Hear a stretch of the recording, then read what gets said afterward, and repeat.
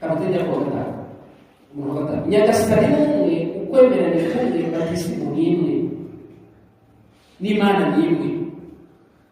Hari igihe abantu basa naho ubona mwagira ngo dufite imibatizo ibiri nk'uko uwo muhungu yakibazaga, mwagira ngo dufite imibatizo ibiri. No, ntabwo dufite imibatizo ibiri, dufite umubatizo umwe, kuko umwe washushanyaga undi. Umubatizo w'amazi washushanyaga umubatizo wa Roho Mutagatifu. Bityo namwe mujye mugira ubwenge, ntabwo umuntu w'umukristo kubw'amazi, kubwa quantity, kubw'ubwinshi bw'amazi yashinzweho turi kujyana, aho umuntu aba umukristo kuko yemewe kuyoborwa na Roho Mutagatifu. Nitujya mu Ivanjiri hano mu 3 ni kimwe n'uko twabisomye uyu munsi dufite ikibazo, usanga ibiribwa n'ibinyobwa byarabaye ikibazo gikomeye cyane.